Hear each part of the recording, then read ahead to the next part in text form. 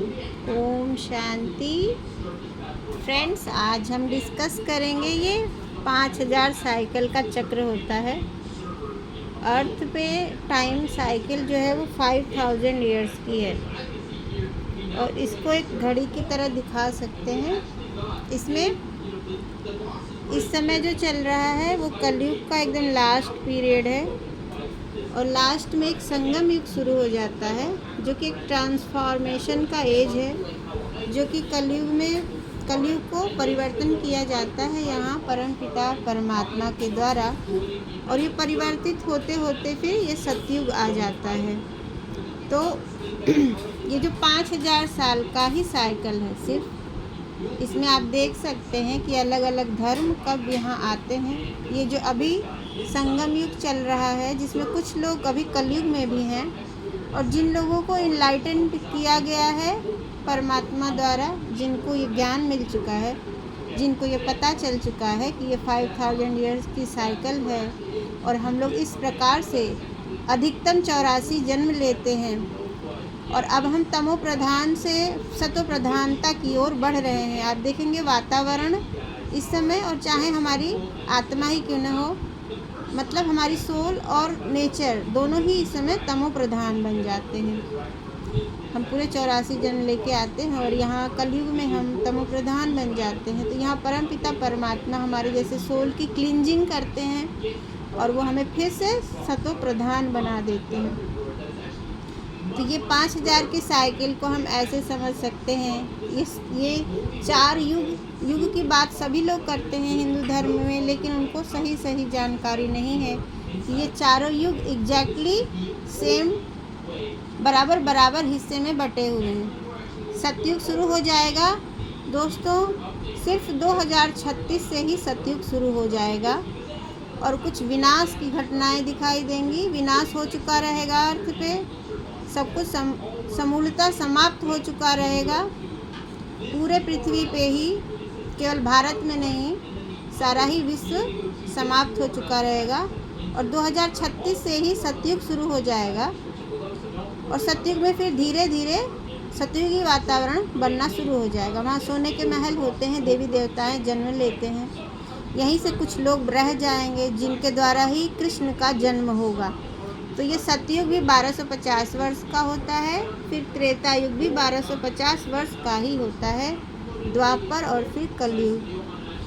ये सारे युग जो हैं एकदम एग्जैक्टली 1250 वर्ष के होते हैं। तो घड़ी जिस तरह से हमारे एक दिन के 12 घंटे को रिप्रेजेंट करती है, उसी प्रकार अर्थ पे एक बड़ा साइकिल है, टाइम साइकिल, वो 5000 वर्ष का है सिर्फ। और यही हर 5000 साल पे पृथ्वी पे हर एक चीज़ एग्जैक्टली सेम मैनर्स में, यानी हूबहू एग्जैक्टली उसी रूप में ये रिपीट होता है, उसमें ज़रा भी फ़र्क नहीं होगा।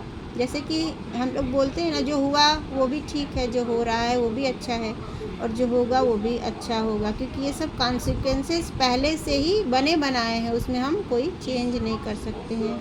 हमें उसे सिर्फ ज्ञान, जब हमारा पर्सपेक्टिव पॉजिटिव होता है तो वो सारी चीज़ें हमें एग्जैक्टली सेम अच्छी दिखाई देती हैं कि हाँ ये एक्यूरेट चल रहा है। जब हम निगेटिव हो जाते हैं, हमारा पर्सपेक्टिव निगेटिव हो जाता है, और तो हमें लगता है, इल्यूजन्स होते हैं, भ्रम होते हैं, हमें लगता है कि गलत हो रहा है हमारे साथ, या हमारे आसपास गलत हो रहा है, या हमारे प्रियजनों के साथ गलत हो रहा है। लेकिन गलत कहीं नहीं होता है फ्रेंड्स, हर चीज़ एक्यूरेट अपने रास्ते पे है, क्योंकि अंधेरा के बाद ही सुबह आता है। वैसे ही मन का अंधियारा यानी अज्ञान, अंधेरा, अज्ञान से भर जाते हैं कलयुग में, भ्रम से भर जाते हैं, माया यानी 5 विकार हमारी आत्मा में प्रवेश कर जाता है और उसी वजह से हम निगेटिविटी को फील करते हैं। तो ये निगेटिविटी भी एक ना एक दिन ख़त्म होती है और फिर हमारा आता है ट्रांसफॉर्मेशन। संगम युग पे ट्रांसफॉर्मेशन चल रहा है इस समय। आप देखेंगे कि लोग आध्यात्मिक और स्पिरिचुअल ज़्यादा हो रहे हैं, लोगों को पावर की ज़रूरत है, लोगों को पॉजिटिव विचार की बहुत ज़रूरत महसूस होती है। इस समय आप देखेंगे कि बहुत ज़्यादा लोग डिप्रेशन में जाते हैं, बहुत ज़्यादा लोग अकेला महसूस करने लगे हैं, असहज महसूस करने लगे हैं, दुनिया से कट गए हैं और वो डिप्रेस्ड महसूस करते हैं। तो ऐसी स्थिति यहाँ बनती जा रही है और फिर परमात्मा द्वारा उन्हें ज्ञान और साथ में हमारे सोल को चार्ज करते हैं। तो राजयोग मेडिटेशन ब्रह्मा कुमारी सेंटर पे सिखाया जाता है और ये ब्रह्मा कुमारी संस्था की स्थापना स्वयं परमात्मा ने की है, इसीलिए कि वो सारे अपने सभी आत्मा बच्चों को वापस से पॉजिटिव चार्ज करके वो ले जाएं। तो राजयोग मेडिटेशन से हमारी आत्मा फुल चार्ज हो जाती है। यहाँ पे हम फिर से चार्ज हो जाएगी, फिर से हमारे सारे चक्र खुल जाएंगे, हमारे ब्लॉक हो जाते हैं चक्र, क्योंकि हम विकर्म कर रहे हैं पूरे 2500 साल से। ये सतयुग और त्रेता तो स्वर्ग माना गया है, यहाँ कभी किसी आत्मा में विकार नहीं होते हैं। जो 5 विकार माने गए हैं, काम क्रोध मोह लोभ अहंकार इत्यादि इत्यादि, ईर्ष्या द्वेष, तो ये यहाँ नहीं होता है क्योंकि ये स्वर्ग है। यहाँ आत्मा 16 कला संपूर्ण निर्विकारी होती है। लेकिन द्वापर से ही आत्मा में ये विकार प्रवेश करना शुरू कर जाते हैं। तो कई जन्मों से हम इन विकारों के अधीन कुछ न कुछ पाप करते रहते हैं और इसी के तहत हमारी आत्मा की बैटरी भी डिस्चार्ज हो जाती है और फिर उस पाप का फल भी हम सब भोगते हैं यहाँ अंत में आके कलयुग में। फिर हमारा जो है पुण्य का खाता भी जमा होता है परमात्मा द्वारा इस ज्ञान से, और वो पुण्य का खाता लेके हम फिर से ट्रांसफॉर्म होके नेक्स्ट साइकिल में जाते हैं। लेकिन सारे धर्म के लोगों को शायद सतयुग त्रेता में सिर्फ आदि सनातन देवी देवता धर्म के आते हैं, बाकी सभी लोग सभी अन्य धर्म के यहाँ से शुरू आते हैं और वो यहाँ पे वो भी लास्ट में वो भी इनलाइटेंड होंगे, जो कि वो लोग कुछ लोग बोलते हैं जजमेंट डे आएगा तो ऐसा होगा। तो वो सारी आत्माएं भी यहाँ इनलाइटेंड होंगी गॉड के द्वारा और वो भी अपनी कर्मा को ख़त्म करके, यानी जो भी उनका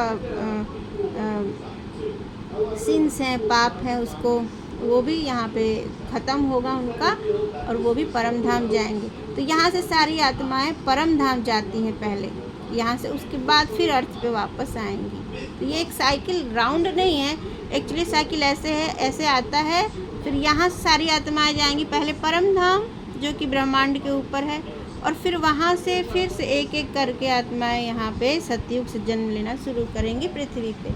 तो ये पृथ्वी के समय को दर्शाने वाली एक घड़ी है कि पृथ्वी पे किस प्रकार 5000 वर्ष में ही 4 युग फिरते हैं। और बहुत सुंदर ये ज्ञान है, जो भी इस ज्ञान को समझ लेगा उसको सारे सवालों के जवाब मिल जाते हैं, उसको लगता है दुनिया परफेक्टली चल रही है, उसको रियलाइजेशन भी होता है अपना और फिर वो साक्षी हो जाता है कि हाँ जो भी है वो एक्यूरेट चल रहा है, इसमें किसी का भी दोष नहीं है, ना ही किसी को यहाँ ब्लेम किया जा सकता है, ना ही किसी चीज़ को यहाँ बदलने की ज़रूरत है क्योंकि सब कुछ परफेक्ट तरीके से ही चल रहा है।